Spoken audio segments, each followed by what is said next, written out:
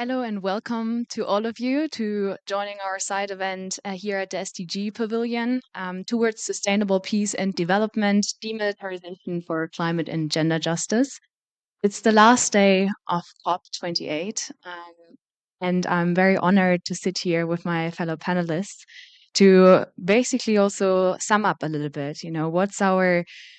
What's our takeaway from addressing the topic of demilitarization and sustainable peace here at COP28? And I'm really looking forward to engaging in this discussion in a second.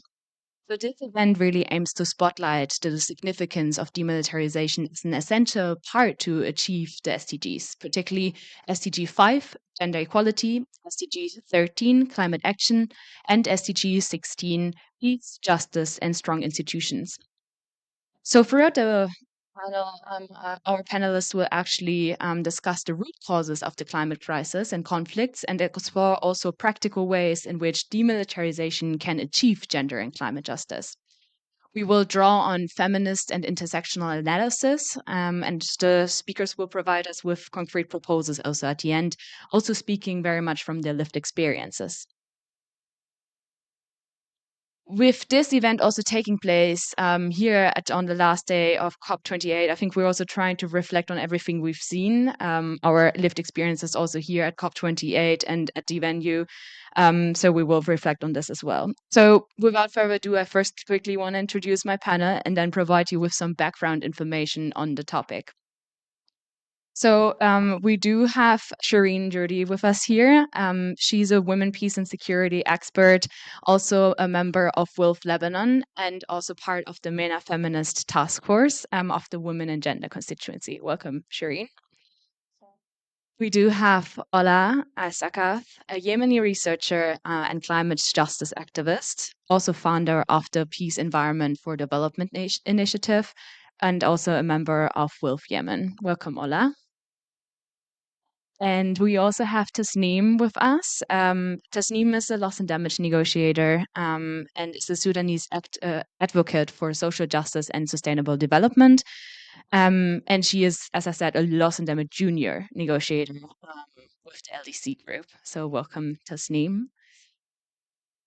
Before I engage in a conversation with you, which I'm really looking forward, I just want to provide us with some background information on the topic.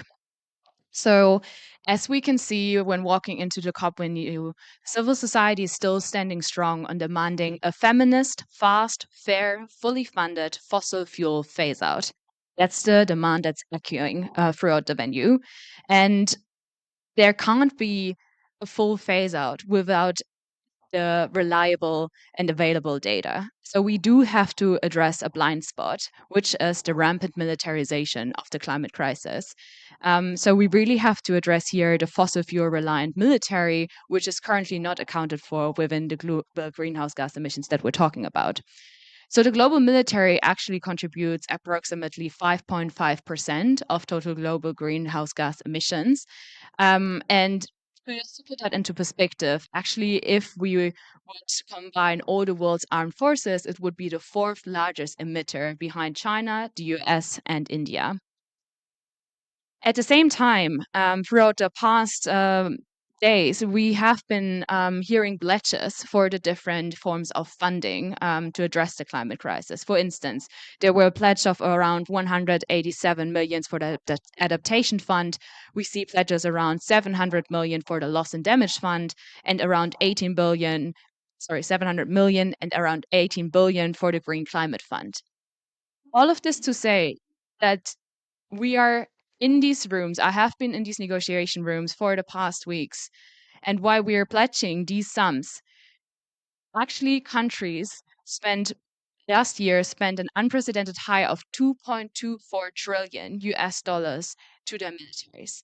So if we compare these numbers, we can really see that there is public finance available. It's just a question of prioritization of finance. And actually, the countries most contributing to the climate crisis have been spending 30 times more on their militaries than providing the necessary climate finance that is needed. And lastly, just to also make a link to SDG 5 on gender equality, militarism and the patriarchy are mutually reinforcing systems of oppression. both of which are simultaneously then driving the climate crisis. So basically, militarism is underpinned from this patriarchal system that kind of normalizes the use of weapons and the use of military means and violence and dominance to address conflict, instability, and now climate injustice. So that's why we're sitting here today, to show and make clear that feminists are demanding demilitarization to achieve gender and also climate justice. So now I want to engage into a conversation after setting the ground a little bit. So I want to hear from our fellow speakers, remembering that demilitarization and disarmament is crucial to achieve SDGs 5, 13, and 16. How can we do so? What are your inputs from your lived experiences also, when we're trying to link these SDGs together? Shireen, do you maybe want to start? Yeah, thank you. Yes. Thank you so much for the raising this topic, for making the link, for making everybody think that we need to have militarization at the table. We cannot be talking about climate justice. We cannot be talking about human rights. We cannot think even that climate justice is a human right without putting militarization on the agenda. I want to go back in time and remember what Secretary General Ban Ki-moon once said, that the world is overloaded with weapons, with issues of war, and it's less funded for peace. And I want also to add here that when we talk about less funding for peace, it means more funding for militarization, less funding for human security. And this is what we are facing, and this is what we are living, and this is what we have seen also here at COP28, which was very visible in the different spaces. Fortunately, in the Women and Gender constituency with wealth, and here now in the SDG Pavilion, we see that these issues are contemplated and we are able to raise these issues that fulfill the circle of human security and fulfill the circle of raising the issue of climate change. I want to add that one thing everyone, we don't need to be scientists, as was raised here. We don't be scientists to know that we have the right to life. And the right to life means the right to climate justice and the right for us to live in our planet and to reach this 1.5. Let me first start with us as the MENA Feminist Task Force and see like also how we are looking at the issue of militarization, how we're looking at the demilitarization, and what also the agenda that we're putting. And this is definitely a collaborative, participatory approach from the grassroots, from women in MENA, for us to be talking on. And I think we need to raise and to challenge the negotiation, different negotiations tracks without having the silence, like all these silencing different tracks. We need to have a gender mainstream. We need to have militarization and demilitarization as part of the discussion. So within a gender transformative approach, we're addressing this intersectional approach. We're calling for gender transformative policies, for state to be accountable. And this is also a role that we want to play in terms of monitoring how these policies are being implemented. And for this, we need a feminist fund and we need to have it full. So we say we have the triple C, but we're calling for a triple F as well. So our statements and our voices, they are not getting louder; they are louder. And it was so good to see in action days and yesterday in the plenary, people's plenary, to see that our voices were clear.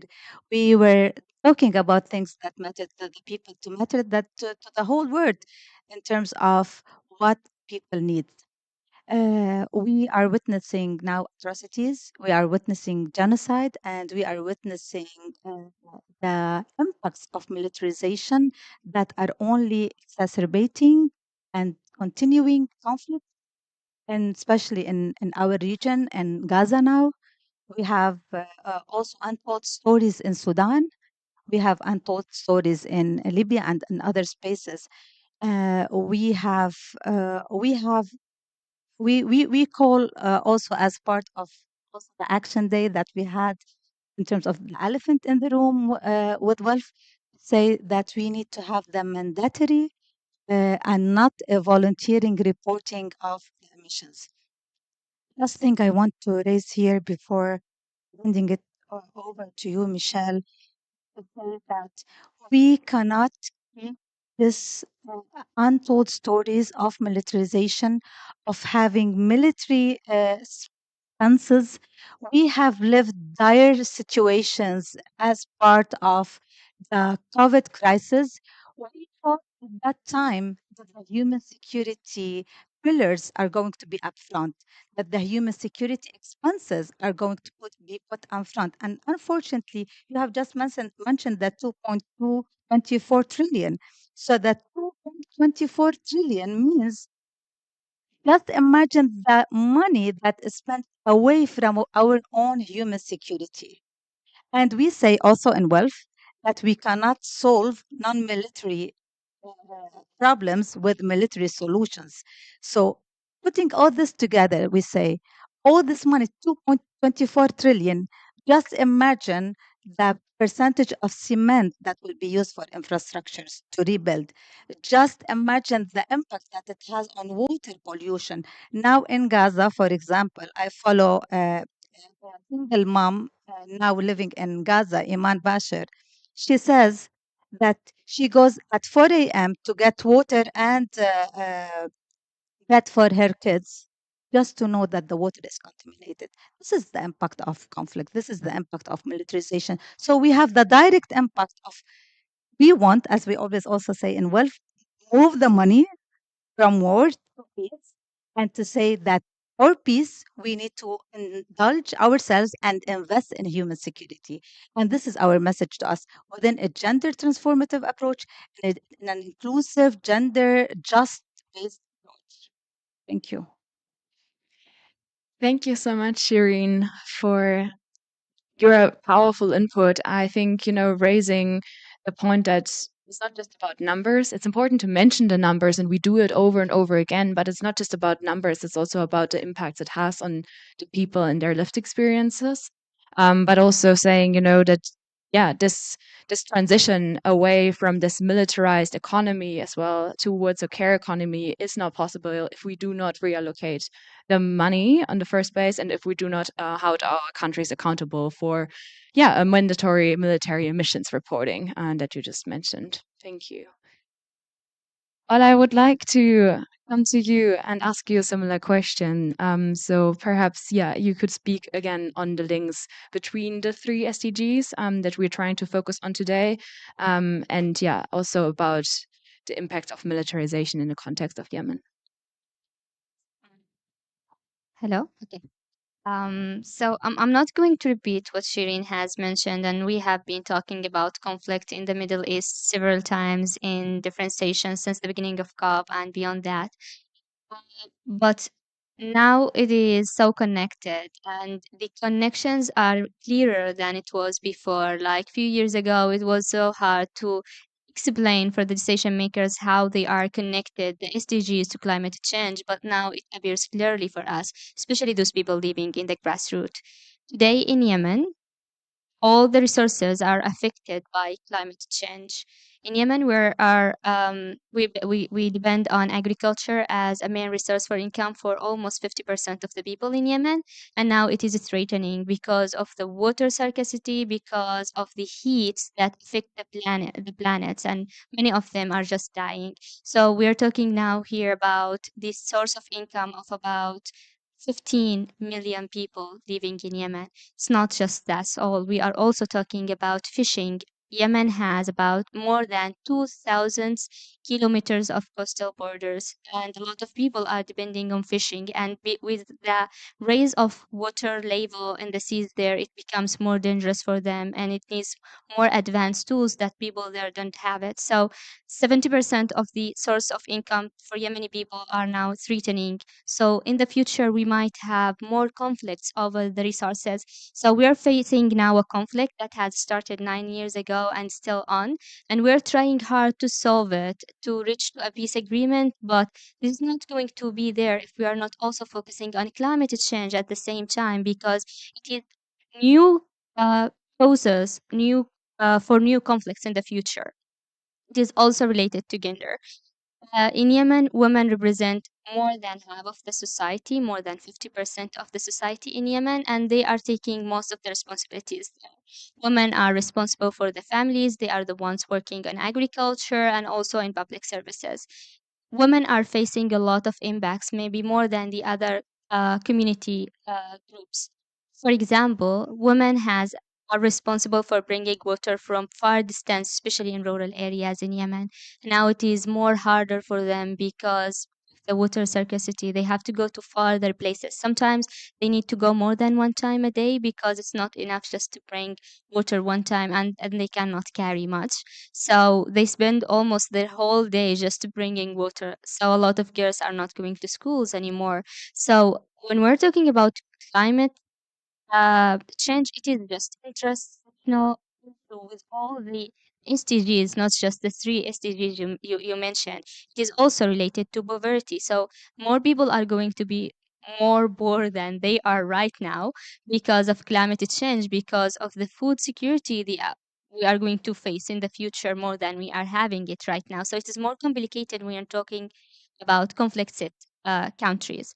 And regarding what you were mentioning at the beginning about the climate funds, actually, I feel disappointed. Like, it's not just about the amount they have announced, it is also the mechanism of uh, dealing and the access of these funds for countries, especially LDCs. For example, now 30% of these funds are for adaptation and 70% of the funds are for mitigation projects. And for most of these developing countries, we need adaptation because we have been affected. So most of the funds just go to those countries who are responsible for climate change. Another thing which shocked me is that just about 2% of those funds are grants and the rest are loans. Like, we have been affected and we didn't do it. So you have to take the responsibility and we need to get it as grants because it is just our rights as affected countries by climate change. But this is not what's going on. Beside the hard access to these funds, a lot of requirements. Most of these vulnerable countries can actually not reach these requirements to get the funds. So you are just announcing numbers.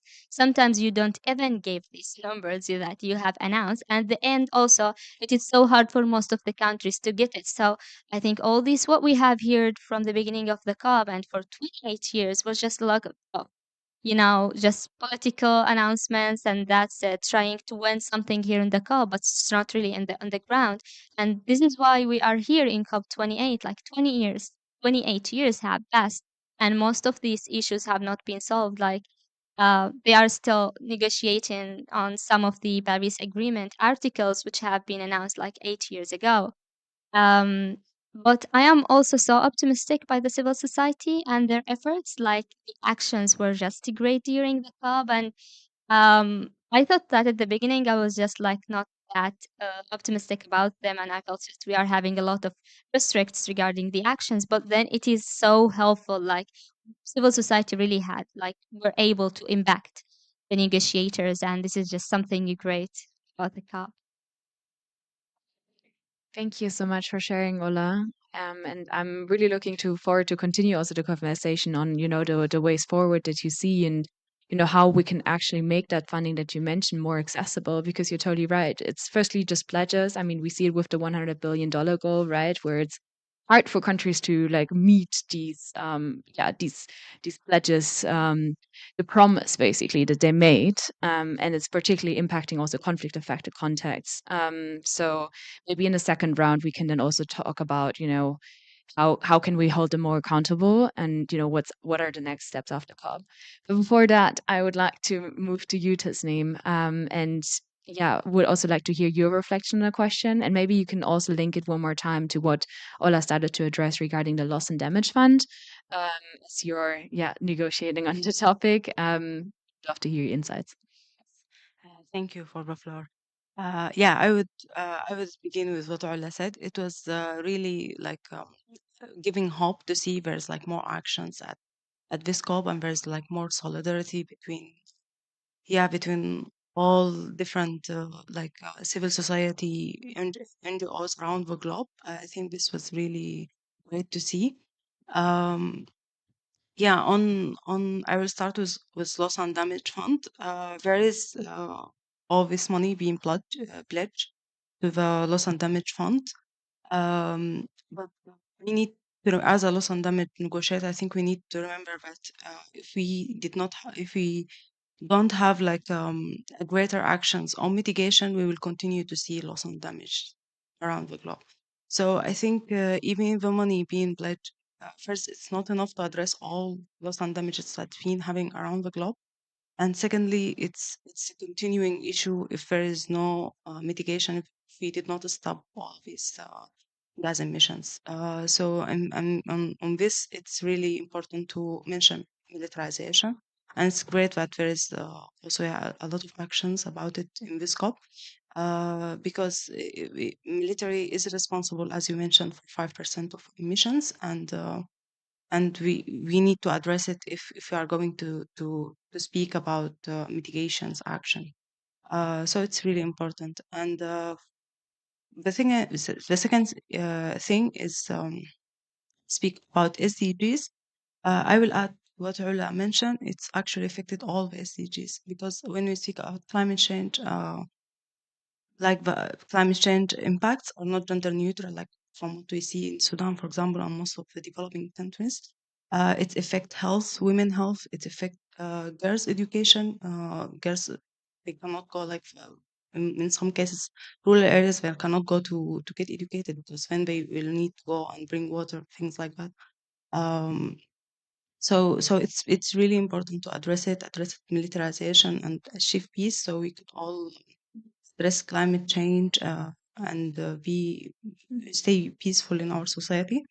I also want to highlight some of the conflicts having due to the to resources, like the resources on uranium, for example. Here we speak about transitioning to nuclear power plants, and we need to remember that most of these resources that are actually coming, they causes conflicts in countries like Sudan, for example, and other countries like also DRC on cobalts, when we speak about solar panels. So I think it's when we are speaking about energy transition and about reducing emissions, we need also to see that it's a complex, sensitive approaches, not causing other conflicts in other areas. Because, yeah, nuclear power plants, for example, like most of developing countries, they cannot afford like build nuclear power, but yet we are seeing the consequences of conflicts based to get this uranium and just displace people from their lands, because under it there's like these resources. Yeah, I think we could continue in the second round. Thank you. Thank you so much. Thank you, Tasneem. Also to, making the links, and yeah, totally, right? Like, as long as we don't have an equitable fossil fuel phase out, and mention the numbers on demilitarization as well in that regard, yeah, the adaptation will continue, the loss and damage will continue, right? It's really all connected together. Mhm. You cannot like just deal with one issue without other issue. It's really very interdisciplinary, and we need when we speak about climate change, we need to speak about gender, we need to speak about complex peace. It's all just connected together. Yeah. Yeah, and thank you for all of you highlighting, right? It doesn't only address the three SDGs that we're particularly mentioning today, but like it's actually interlinked and intersected with all the different SDGs. I would like now in the second round to look at a little bit what kind of progresses you think were made on the topic of demilitarization, how you experienced talking about demilitarization here at the COP. it's not fully ended yet, but like to have like an initial reflection. Also, particularly when we reflect on the Peace Day that we had on December 3rd, it was the first time that we actually had a Peace Day at a COP that it really addressed health relief, recovery, and peace. We also saw a declaration on the topic, so perhaps yeah, we could share some initial thoughts. Maybe we change a little bit the order. Ola, do you want to start? And then we go to Shireen. Okay. So I think it's not easy to address this topic because it is just industry for most of the countries. It is kind of investment. They're gaining a lot of money out of militarization. So addressing this issue was not that easy for the countries, telling them that you have just to stop producing more military weapons. So it is hard. But the good thing that a lot of countries that actually not big countries that are not spending a lot of amount on militarization that were with us. So that's the declarations we have heard from many representatives of the countries talking about this point. A good thing that it has just started to be raised there. Like no one was just talking about demilitarization before, but now we are having it. And I was like, I just wish to have like a day in coming jobs, although it is somehow like difficult, but civil society are pushing so hard, and we might get it. Like no one were just dreaming of having a beast day during the club, and now it is here. So it is what we are dreaming to have. I'm going to talk about also the situation in conflict set countries. Again, back to Yemen, it is more complicated than talking to other countries because we actually don't have government. We don't have budget. So when you talk to them about, and we at the same time we are having a war and a lot of expenses on militarization, but it is not announced, and we don't have announced amount of this for militarization. So it was harder to talk with them. Like we had several meetings with the delegation of Yemen and decision makers talking about a lot of issues, including demilitarization, but it was so hard, to address it, as we cannot prove any amounts that have been spent. But before the war, the amounts announced amount spent on militarization was just very high. It's not high if we compare it to other countries, but it's so high to compare it to the amounts are spent on public services, education, health, and other so important sectors. But I think also it's not just about Yemen and conflict countries. It is also globally. Usually, the correct amounts are not announced. We have crazy amounts to spend, and it's just not the right amounts. It is just higher than that. So I think also we have to push toward having simple percentage, even like 3% of what is spent on military to go to peace. This is also not just something easy. It is a great amount. Like we're talking about trillions of dollars of spending a year. So it's just 3 or 5% of this amount just go to peace and um, demilitarization and peace building, public services, and many other sectors. We are going to see great impact on our realities. Yeah, that actually goes back also to a little bit the point that you mentioned at the beginning, Shireen, right? Like about just imagine for a second, what we could do if actually some of that money of those 2.24 trillion would be reallocated, what we could achieve. Can we talk a little bit more also about this vision? While also raising, of course, please also refer to the process that has been made here at COP. But if you can add something on like a vision, that would be great. Thank you, Michelle. That's a great intervention, Tansim and Ola. I think it's very important for us to see it in a holistic way. First thing is that I want to reiterate like how we move away from silos. This is the first thing. We need to have it as cross-cutting in terms of gender and in terms of militarization. And add to the SDGs that were mentioned in here, it's also very important for us to highlight 16 plus and 17 in terms of partnership. And this is something that we have done maybe here in terms of the partnership that we tried to make, the connections, the networking that we had.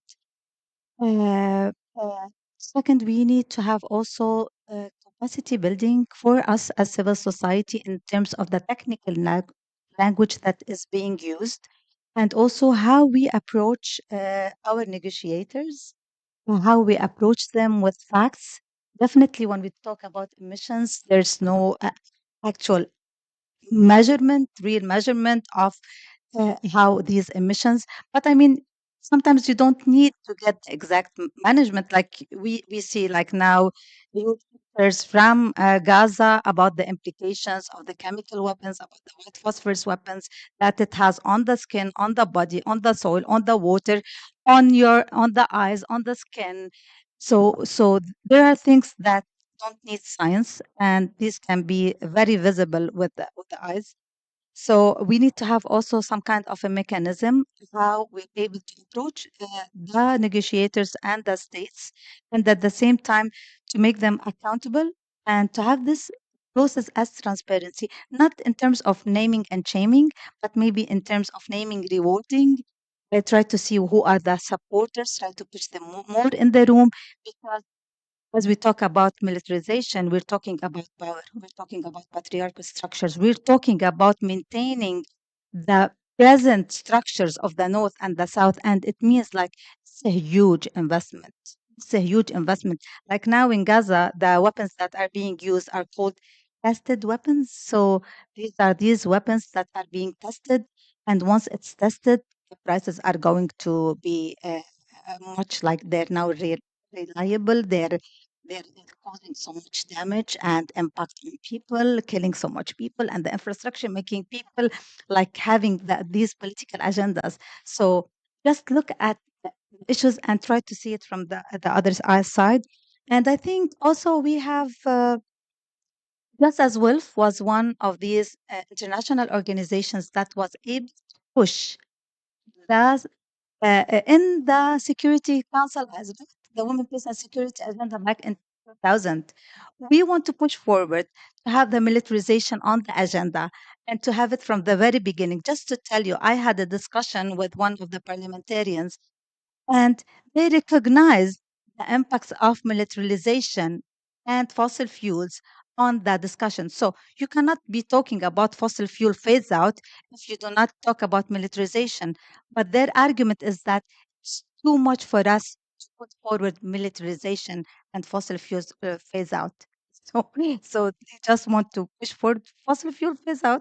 We need to push for also this. So we need to push for the disarmament agenda on the table, just as we pushed for the women, peace, and security agenda throughout these 23 years.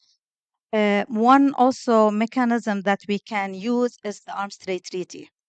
So within the Arms Trade Treaty, there are lots of obligations and responsibilities of states, whether you are a state party, you are a signatory, or others. So how we can bring everybody within this context push forward, at least like we cannot have militarization or weapons being sent to conflict areas.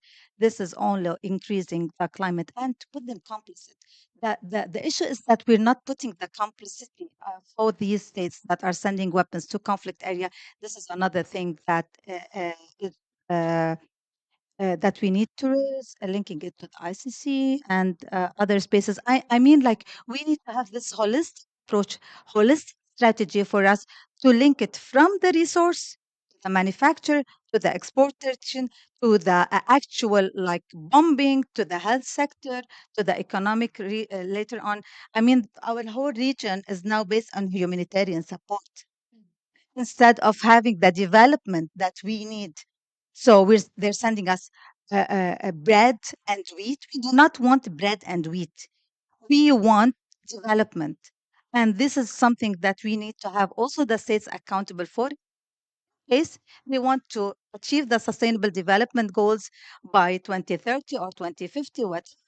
And if we want really to save the planet, the only planet that we have. Thank you, Michelle. Yes, holding states accountable also for development, for achieving climate justice as well in the region, and more generally. And yes, making really, I think that was really like a show of an intersectional analysis, from all of you here. Um, how all these different sectors are at the end interlinked. We cannot leave the discussions about the Arms Trade Treaty out when we're talking about climate. We can't take the WPS agenda out when we're talking about gender justice and climate and demilitarization.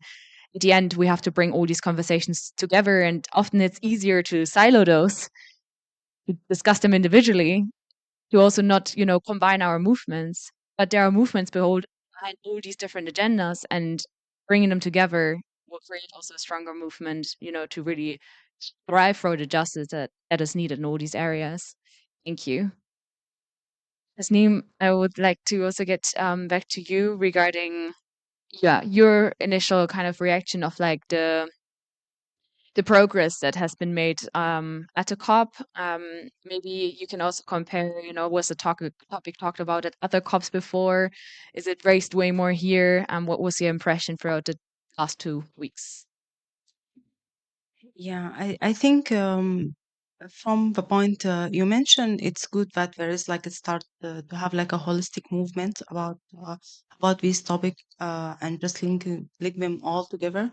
Because if the civil society being like all together united and it's been linked all these topics together, then like a movement will start to grow, and then we will see more actions, for example, in the future. Um, Within the topic of as I follow just only loss and damage, and with loss and damage, this definitely it's not on the table, like it's not, yeah, it's not linked. But I think it's as I mentioned, it's crucial because if we are not if we are not based if we are not touched on these topics, we will just continue to see more losses and damages. So it's we need to put for more adaptation. We need to put for more mitigation and to achieve actually the 1.5 goal, but we are now just we are not even on the way to it. So I think it's important to touch on it if we want really to achieve an actions on climate change in general. And on your question, like what word will be if all this money that goes to militarization actually goes to development? Actually, we will not even need, like all this humanitarian assistance. We will just be develop. Yeah, we wouldn't need it because it's the one that interrupt our development. So to have like not even like 2 trillions, like the number, if it just all stops, then if we don't have this industry of militarism and industry of arms, then I think it will be utopia world. Actually, that's a world that really wants to live in. Um, and we see it even like in a subnational level, like in Sudan, like before the war, like uh, most of the money the money from the government actually goes to militarization. It's not going to the services to the people. So you see it from like it's go even like to the national level, and then it's create more wars and just worsening the situation more on people, and then yeah, it will be complex situation that need holistic approach to solve. Thank you so much. Yeah, for also, raising the point of holistic approach one more time. And yeah, really making the link to, what would actually be possible, the development that would be possible, the humanitarian assistance that wouldn't be needed. Shireen, you wanted to add something? Yeah, maybe last thing I want to re-stress, as Secretary General said, Ban Ki-moon, the word is overarmed and peace is underfunded and climate justice is underfunded and not linked to human rights. We need to link it. I want to add one last thing that as we speak now, also Lebanon lost 500 hectares of greenery because of the bombardment. And this is done intentionally in this area now. So we see the damages that are being done to the environment, to the greens, to the soil. I want also to link also the climate justice or mental health. and militarization. We are now living in a traumatized area. So there are things that we can measure and we can tackle and we can talk about, but there are things that are going, unfortunately, normalizing our lives, and this is an impact of militarization. Uh, yeah, so we need to have it holistically, and we need to have it holistically starting now. We don't have the pleasure of waiting, and we cannot wait for COP29. It's not about COPs. Our lives are not COPs. Our lives are daily struggles. Thank you. Thank you so much. I would like to open it up to a few questions because we do have a little bit more time. I'm just like looking around if there are any questions. If not, I would continue. I have some more. Yes, there's a microphone. Maybe you can just quickly introduce yourself as well. Okay, thank you. My name is Fatima Ahmed. I'm from Sudan, representing a grassroots women organization called Zena for Women Development.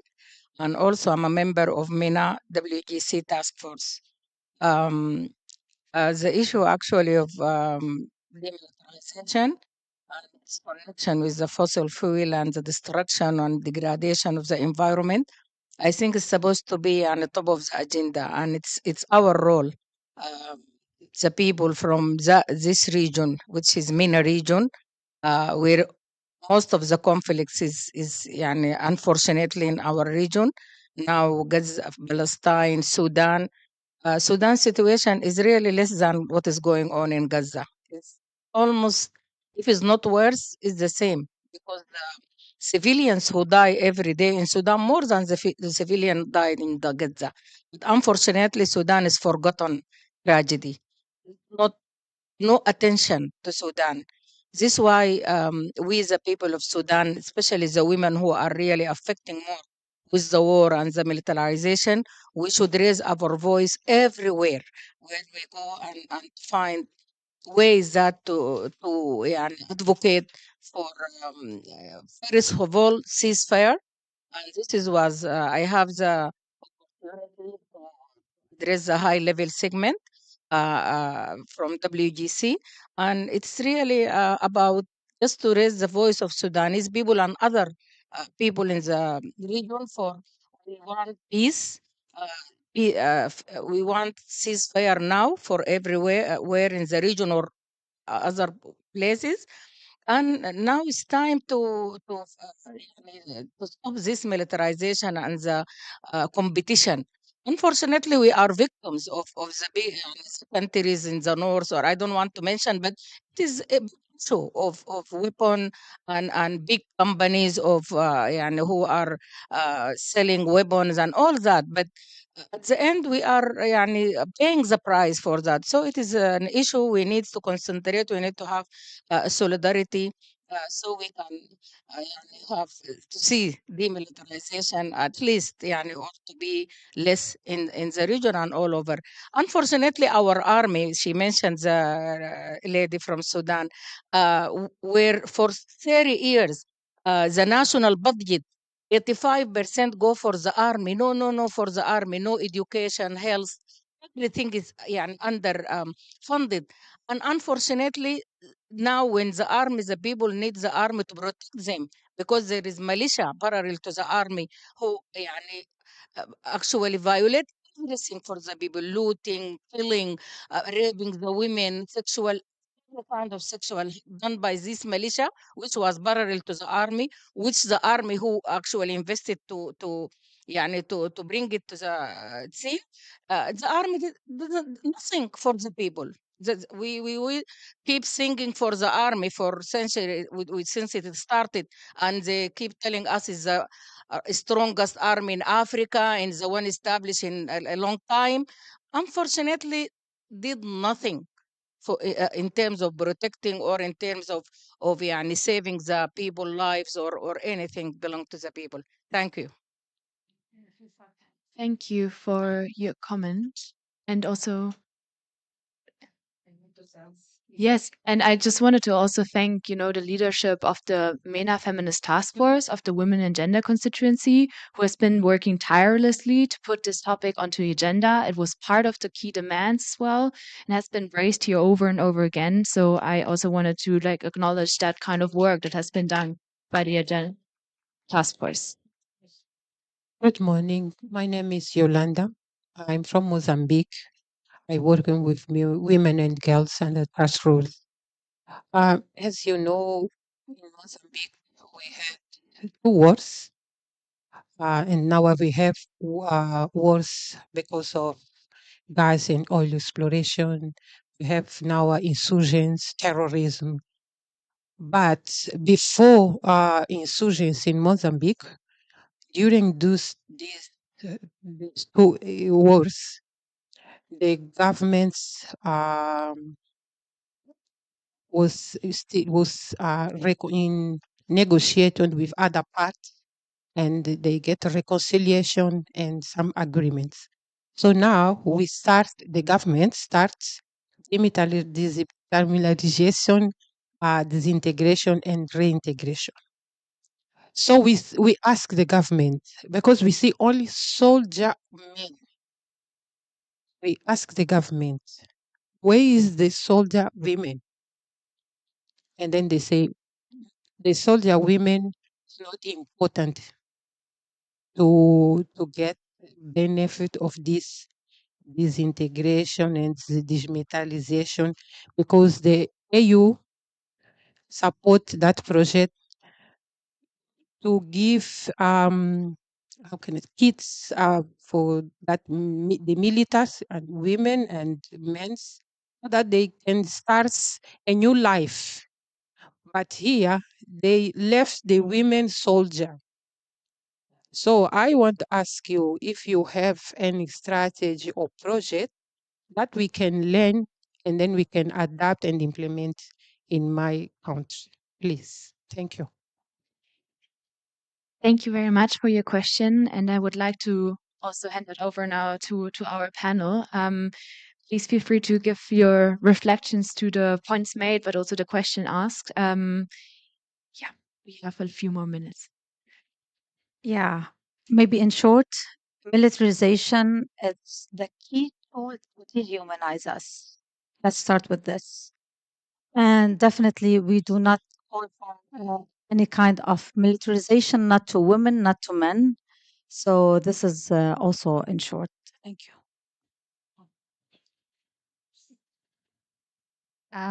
I'd like just to end with talking about inclusivity when we are talking to any processes regarding demilitarization, climate change, or even peace building. The world has um, witnessed a lot of wars, a lot of issues, and usually those political processes were not successful because they were not enough inclusive for all the society, including women. I actually feel amazed by what women has just been doing here during the COP and all their efforts during the year, not just at the COP. So really, they are leading the phase. So I think they should be also there within the decision makers taking decisions because they are able to, and they have also the right to be there. So I'm just calling about the importance of inclusivity in all the processes. Yeah. Um, yeah. If I would just add that we need to be collaborated. We need to be work all together to achieve all this and to address all these issues. Because and to address it all holistically, because we cannot just work alone, and we cannot work to address one thing in a part of the other thing. So collaborating and building partnership and building alliance, it's a very important thing, and we need to work and to strengthen it. Thanks. Thank you. Is it open here? So I just have a small comment. Actually, in countries where there is wars or conflicts, the infrastructure destroyed totally, and we cannot talk about climate or adaptation or anything in the country where there's no government or institutions to face this crisis. Um, in my country, actually, in Yemen, the infrastructure it is totally destroyed. We cannot talk about also the humanitarian situation. It's not that good. So we all government and organization they prioritize the humanitarian assistance. Then they can talk about climate. So when we advocate, I think we need to focus on peace.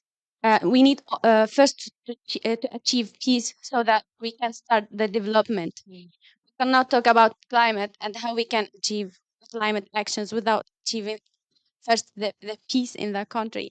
And we start the development and then we can start to do the climate actions. Thank you. Thank you. Focus on peace. I think that's like a really call to action on peace and climate just sustainability as well and development. Thank you so much. I Okay, then I would I give one last question. I think we do still have some time. So I'm David from France, from the peace movement. Just to let you know that I'm doing a world tour for 5 years for peace and climate. So I just let in a solar bike. So my country next is going to be Asia, continent, and Africa. Thank you for sharing. And yes, I would like to end with like a last round. I also wanted to mention, and maybe you can refer to this, that we actually built up a peace and demilitarization working group over the past year. That's actually an effort that has been discussed by feminists already at COP27. I remember very vividly how we've been sitting outside on the ground and we're thinking about, okay, how can we all put this topic on the agenda? And then we came together and we actually built up a peace and demilitarization working group that's currently hosted under the Women and Gender constituency, but it's also a cross constituency effort because, as you all mentioned before, we need everyone on board. This is an agenda that needs to be, or this is a topic that needs to be on the top of the agenda. But for that, we need all constituencies on board in order to raise the issue. So, in this last round, Tasneem, I want to start with you, and then we go around to closing remarks, basically. What's the hope? How can we push this topic? What can we do to push it forward for the SBs, for COP29, but also, as Shireen said, for the everyday life of, the linkages back to your communities? Because our lives are not just COP28, they're not COP29, they're definitely not going to be the next, I hope not too many COPs, but um, how how do we also link it back to the community? Yeah, I think from our side we need to work to continue working and collaborating.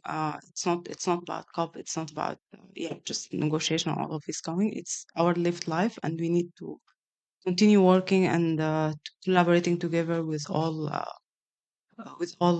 civil society around the globe and advocate for this thing to happen. We need climate action. We cannot have a climate action without peace, without having peace, and we cannot having peace with continuing militarization around the globe. So I think that's a clear thing, and we need just to advocate for it more. Thank you. Ola?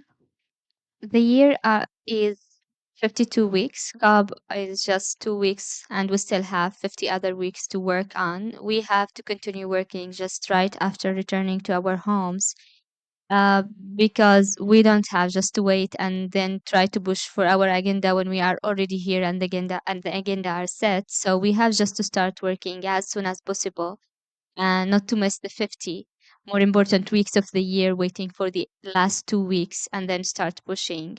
What has been done this year was just great, and continue working on the same spirit we had is just going to help us for having better COP next year. Thank you. Shireen? Okay. I think for us, everything is clear. We together, we make it better. We are stronger, united. I think this is a message. So for me, a message for us is ceasefire now. This is a message that I want to say. And I want to say, all of us here in the room, a slogan that Wolf has: let's move the money from the war to make peace. So this is the message that I have, and this is a message that we all have, and this is the message that we want to have for from today till ever. And I think we need to amplify our voices on social media, in different spaces, in UN spaces, with the member states, anywhere. At times, we are overwhelmed in our conflict. At times, we're overwhelmed. We don't have electricity. We don't have water. We don't have internet connection. We're traumatized. We need everybody to be our voice. Everybody in this room, everybody watching us. This is our message. Thank you. Very much. I think there's not much more for me to add to these words. I just want to say, as we just heard, we need to amplify. So just come and join us, come and join our efforts, and really together, let's put the topic of demilitarization onto the agenda. Thank you very much.